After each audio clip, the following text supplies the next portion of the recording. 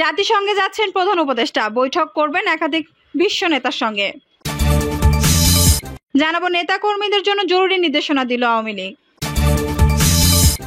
জানিয়ে দেব ঢাবিতে সব ধরনের রাজনীতি বন্ধের সিদ্ধান্ত।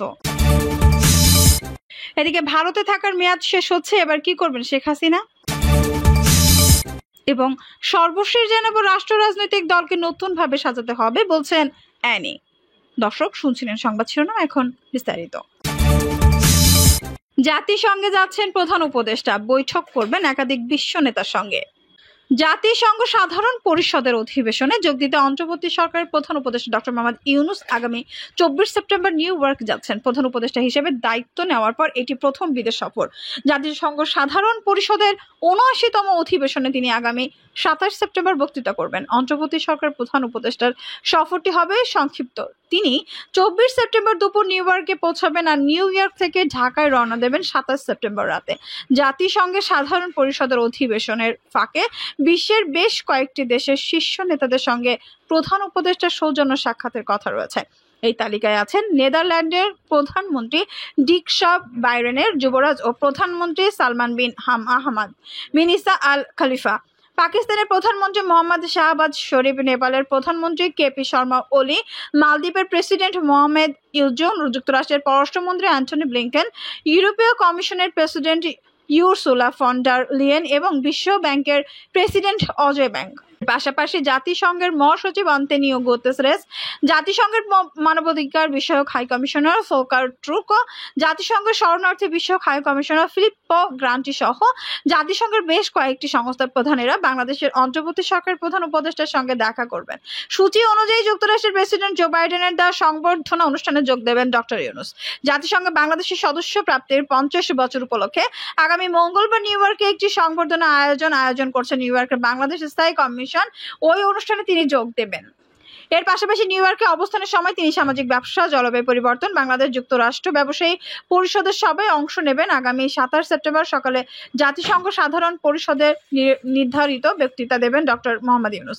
প্রধান উপদেষ্টার বক্তৃতায় বাংলাদেশের 5 আগস্ট পরবর্তী রাজনৈতিক পট পরিবর্তনের পর বাংলাদেশের জনগণ ও সরকারের দর্শন প্রতিফলিত হবে। বিশেষ করে পরিবর্তিত পরিস্থিতিতে নিজেদের গর্বিত ও মর্যাদাশীল দেশের জনগণ হিসেবে বাংলাদেশের বিশ্ব পরিমণ্ডলে কিভাবে নিজেদের তুলে ধরবে সেটাই অন্তর্বর্তী সম্পর্কে জানাবেন প্রধান উপদেষ্টা। দেশের ভবিষ্যতের আশঙ্কার উল্লেখ করে তিনি ভূরাজনীতির ঊর্ধ্বে উঠে আন্তর্জাতিক সম্প্রদায়কে বাংলাদেশের সঙ্গে যুক্ত হতে আন্তর্জাতিক সম্প্রদায়কে উদাত্তভাবে আহ্বান জানাবেন। ভারতে থাকার মেয়াদ শেষ হচ্ছে, এবার কি করবেন শেখ হাসিনা। ছাত্র জনতার নজিরবিহীন গণ অভ্যুত্থানে গত 5 আগস্ট দেশ ছেড়ে ভারতে আশ্রয় নেন শেখ হাসিনা।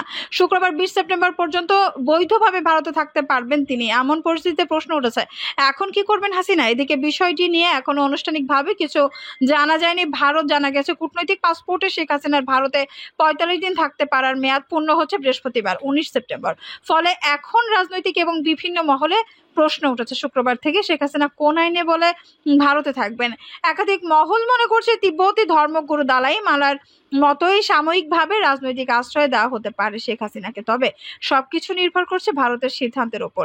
সম্প্রতি ভারতীয় সংবাদ মাধ্যমে জি নিউজের প্রতিবেদনে বলা হয়েছে, মঙ্গলবার 17 সেপ্টেম্বর ভারতের পররাষ্ট্র মন্ত্রণালয়ের এক মুখপাত্র জানিয়েছেন, কূটনৈতিক পাসপোর্টে শেখ হাসিনার ভারতে থাকার মেয়াদ শেষ হলেও তাকে বাংলাদেশের হাতে তুলে দেওয়ার সম্ভাবনা নেই। এখন এমন পরিস্থিতিতে বাংলাদেশ যদি রাষ্ট্রীয়ভাবে শেখ হাসিনাকে হস্তান্তরের জন্য ভারতের কাছে অনুরোধ জানায়, তখন নয়াদিল্লির আইনি উপায় কি হবে এই নিয়ে ভারতীয় ইংরেজি দৈনিক হিন্দুস্তান টাইমসে দীর্ঘ এক নিবন্ধন লিখেছেন ওপি জিন্দাল, গ্লোবাল ইউনিভার্সিটির জিন্দাল গ্লোবাল ল স্কুলের অধ্যাপক প্রভাস রঞ্জন।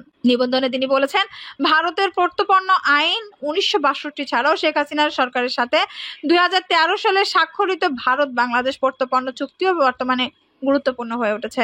1962 সালের প্রত্যর্পণ আইনের 12(2) ধারাও ভারত বাংলাদেশের প্রত্যর্পণ চুক্তির শর্তগুলো শেখ হাসিনাকে বাংলাদেশে প্রত্যর্পণের ক্ষেত্রে প্রাসঙ্গিক হয়ে উঠেছে। শেখ হাসিনাকে প্রত্যর্পণের জন্য বাংলাদেশ 2013 সালের চুক্তির উপর নির্ভর করতে পারে। চুক্তির 1 নম্বর অনুচ্ছেদে বলা হয়েছে, বাংলাদেশ ও ভারত তাদের ভূখণ্ডে কেবল সেই ব্যক্তিদের প্রত্যর্পণ করতে বাধ্য যারা প্রত্যর্পণযোগ্য অপরাধের দায়ে দোষী সাব্যস্ত হয়েছেন। তবে এই অনুচ্ছেদ সেই ব্যক্তিদের ক্ষেত্রে প্রযোজ্য হবে যাদের বিরুদ্ধে অপরাধের দায়ে অভিযোগ গঠন করা হয়েছে। 2013 সালের চুক্তি ভারত ও বাংলাদেশি আইনের আয়তায় কমপক্ষে 1 বছরের কারাদণ্ডের মতো শাস্তিযোগ্য অপরাধকে প্রত্যর্পণযোগ্য অপরাধ হিসেবে বিবেচনা করা হয়েছে। বাংলাদেশের আদালতে এখন দোষী প্রমাণিত না হলে হাসিনাকে প্রত্যর্পণ করা যেতে পারে। ভারত থেকে প্রত্যর্পণের প্রক্রিয়া শুরু করার জন্য তাকে এসব অপরাধে অভিযুক্ত করাই যথেষ্ট। এছাড়া ভারত বাংলাদেশ প্রত্যর্পণ চুক্তির অনুচ্ছেদ 10(3) এর আয়তায় প্রত্যর্পণ চাওয়ার জন্য অনুরোধকারী রাষ্ট্রের পক্ষে উপযুক্ত কর্তৃপক্ষের জারি করা গ্রেপ্তারি পরোয়ানাও যথেষ্ট। এক্ষেত্রে অনুরোধ জানানো রাষ্ট্রের কাছে সংঘটিত অপরাধের প্রমাণ দেওয়ার কোনো দরকার নেই। 2016 সালে চুক্তিতে আনা একটি সংশোধনীর কারণে এই প্রয়োজনীয়তা বাদ পড়েছে। ফলে বাংলাদেশ এই ধরনের অনুরোধ করলে শেখ হাসিনাকে হস্তান্তর করার ক্ষেত্রে আইনি বাধ্যবাধকতায় পড়তে ভারত। তবে ভারত বাংলাদেশ প্রত্যর্পণ চুক্তিতে কোনো ব্যক্তিকে প্রত্যর্পণের ক্ষেত্রে কিছু ব্যতিক্রম বিধানও রয়েছে। প্রথমত 6 নম্বর অনুচ্ছেদে অপরাধী ব্যক্তি যদি রাজনৈতিক নেতা হন তাহলে তার প্রত্যর্পণ প্রত্যাখ্যান করা যেতে পারে। আবার 1962 সালের প্রত্যর্পণ আইনের 31(1) ধারায় রাজনৈতিক ছাড়ের বিধান রয়েছে। তাহলে শেখ হাসিনার প্রত্যর্পণে অস্বীকৃতি জানানোর জন্য ভারত কি এসব বিধানের উপর নির্ভর করতে পারে? এর জবাব হলো না, কারণ চুক্তির 6(2) ধারায় বিশেষভাবে হত্যা ও অন্যান্য অপরাধের মতো অপরাধকে বাদ দেওয়া হলেও আন্তর্জাতিক আইন গণহত্যা এবং মানবাধিকার বিরুদ্ধে অপরাধকে রাজনৈতিক অপরাধ হিসেবে স্বীকৃতি দিয়েছে। দ্বিতীয়ত, যদি এই ব্যক্তির প্রত্যর্পণ অপরাধের দায়ে আদালতে বিচার করা হয় তাহলে অনুরোধকৃত রাষ্ট্রকে প্রত্যর্পণের অনুরোধ প্রত্যাখ্যান করার অনুমতি দিয়েছে অনুচ্ছেদ 7। এই বিধানটি হাসিনার ক্ষেত্রে প্রযোজ্য হবে না, কারণ তিনি ভারতীয় আদালতে বিচারের মুখোমুখি হবেন এমন কোনো অপরাধে অভিযোগ নেই। দ্বিতীয়ত, চুক্তি অনুচ্ছেদ 8(1) আইআইআই ধারায় বলা হয়েছে, যদি একজন ব্যক্তি প্রত্যর্পণের জন্য অনুরোধকৃত রাষ্ট্রকে বোঝাতে পারেন যে তাকে হস্তান্তর করা হলে দেশে তিনি ন্যায় বিচার পাবেন না এবং তাকে প্রত্যর্পণ করাটা নিপীড়নমূলক হবে, তাহলে অনুরোধকৃত রাষ্ট্র সমস্ত পরিস্থিতি বিবেচনা করে তাকে প্রত্যর্পণ করা থেকে বিরত থাকতে পারে, কারণ এই ব্যক্তির বিরুদ্ধে তোলা অভিযোগ ন্যায় বিচারের স্বার্থে সরল বিশ্বাসে করা হয়নি বলে জানাতে পারবে অনুরোধকৃত রাষ্ট্র। একই নীতি 1962 সালে প্রত্যর্পণ আইনের 29 ধারায় প্রতিফলিত হয়েছে। শেখ হাসিনার ক্ষেত্রে এই বিধান প্রযোজ্য হতে পারে যে পরিস্থিতিতে তিনি ক্ষমতা থেকে বিদায় নিয়েছেন এবং তার রাজনৈতিক প্রতিপক্ষরা বাংলাদেশের বিভিন্ন বিষয় পরিচালনা করেছেন। তাতে যুক্তি দেওয়া যেতে পারে যে তার বিরুদ্ধে আনা অভিযোগ প্রতিহিংসা ও রাজনৈতিক শত্রুতার দ্বারা প্রভাবিত। যদি তাকে বাংলাদেশে ফেরত পাঠানো হয় তাহলে তার সুষ্ঠু বিচার না পাওয়ার ঝুঁকি রয়েছে। সুতরাং তার প্রত্যর্পণ হবে নিপীড়নমূলক এবং অন্যায্য। এই ব্যাখ্যা বাংলাদেশের পক্ষে গ্রহণযোগ্য নাও হতে পারে। যারা দাবি করবে শেখ হাসিনাকে তারা স্বৈরাচারী শাসনের জন্য জবাবদিহি করা হবে ন্যায় বিচারের সাথে, কোনো বিরোধ নিষ্পত্তিকারী সংস্থা কার ব্যাখ্যা সঠিক তা নির্ধারণ না করা পর্যন্ত 8(1) আইআইআই ধারা অনুযায়ী উভয় পক্ষ নিজেদের আইনি ব্যাখ্যার অচল থাকতে পারে। তবে ভারতের সামনে আরেকটি আইনি বিকল্প আছে, তবে সেটি হবে কঠিন চুক্তি। 21(3) ধারায় ভারতকে যে কোনো সময় নোটিশ দিয়ে এই চুক্তি বাতিল করার ক্ষমতা দেওয়া হয়েছে।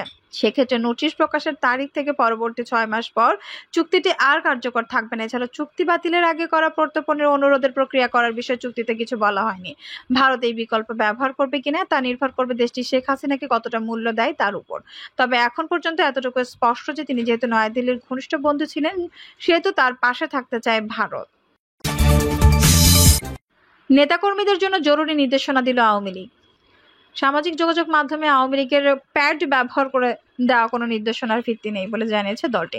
এতে বলা হয়েছে, আওয়ামী লীগ প্যাড ব্যবহার করে বিভিন্ন নামে বেনামে নির্দেশনা দিয়ে সামাজিক যোগাযোগ মাধ্যমে বিবৃতি দিচ্ছে কে বা কারা, যেগুলোর কোনো ভিত্তি নেই। আওয়ামী লীগের Facebook page, Telegram channel, Twitter, x, YouTube চ্যানেলের বাইরে অন্য কোনো সামাজিক মাধ্যমের পেজ বা মিডিয়া থেকেও যে কোনো দলীয় আপডেট আসলে তারা অবশ্যই আওয়ামী লীগের যোগাযোগ মাধ্যম থেকে যাচাই করার জন্য সবাইকে বিনীত অনুরোধ করা হয়েছে। আওয়ামী লীগের নেতাকর্মী ও সমর্থকদের সঙ্গে সাংবাদিকদেরও দৃষ্টি আকর্ষণ করা হয়েছে পোস্টে। প্রসঙ্গত, ছাত্র জনতার অভ্যুত্থানে শেখ হাসিনা সরকারের পতনের পর বেশ কিছু নেতাকর্মীদের কোনো নির্দেশনা দেয়নি আওয়ামী লীগ। তবে সম্প্রতি কয়েকজন সিনিয়র নেতা গণমাধ্যমে বিবৃতি দিচ্ছেন, সামাজিক যোগাযোগ মাধ্যমেও সরব হয়েছে দলটি। ঢাবিতে সব ধরনের রাজনীতি বন্ধের সিদ্ধান্ত। ঢাকা বিশ্ববিদ্যালয়ের ঢাবি ক্যাম্পাসে পরবর্তী নির্দেশ না দেওয়া পর্যন্ত শিক্ষার্থী, শিক্ষক, কর্মকর্তা, কর্মচারীদের সব ধরনের রাজনীতি বন্ধ রাখার সিদ্ধান্ত নিয়েছে বিশ্ববিদ্যালয় প্রশাসন। নাম প্রকাশে অনিচ্ছুক এক সিন্ডিকেট সদস্য জানান, সন্ধ্যা 7টা থেকে রাত 8:45 পর্যন্ত উপাচার্য লাউঞ্জে জরুরি সিন্ডিকেট মিটিং হয়। সেখানে 2 ঘন্টা আলোচনার পর এই সিদ্ধান্ত নেওয়া হয়। তিনি বলেন, 1.5 ঘন্টা ধরে সভা হয়েছে। সব সদস্যদের সম্মতিক্রমে পরবর্তী নির্দেশ না দেওয়া পর্যন্ত ক্যাম্পাসে রাজনৈতিক কর্মকাণ্ড বন্ধ রাখার সিদ্ধান্ত হয়েছে। এই নির্দেশনা আনুষ্ঠানিকভাবে সবাইকে জানিয়ে দেওয়া হবে। সবাই ক্যাম্পাসে শান্তি শৃঙ্খলা প্রতিষ্ঠায় প্রশাসনকে সহযোগিতা করবেন বলেও আশা প্রকাশ করেন সিন্ডিকেট সভার এই সদস্য। এদিকে ঢাবিতে রাজনীতি নিষিদ্ধের সিদ্ধান্তকে স্বাগত জানিয়েছেন বৈষম্য বিরোধী ছাত্র আন্দোলন সংগঠনের অন্যতম সমন্বয়ক সার্জিস আলম। তার ভেরিফাইড ফেসবুক পেজে দেওয়া এক পোস্টে লিখেছেন, ঢাকা বিশ্ববিদ্যালয়ে সব ধরনের রাজনীতি বন্ধের সিদ্ধান্ত নতুন এক বাংলাদেশ সৃষ্টির অগ্রযাত্রা শুরু হোক আজ থেকে। দর্শক, এই ছিল এখনকার সর্বশেষ সংবাদ। নিশ্চয়ই ভালো লাগলো, অবশ্যই একটা লাইক দিন, কমেন্টে আপনার মূল্যবান মতামত জানান। সবসময় আমাদের পাশে থাকতে সাবস্ক্রাইব করে বেল বাটন অন করে রাখুন। ধন্যবাদ।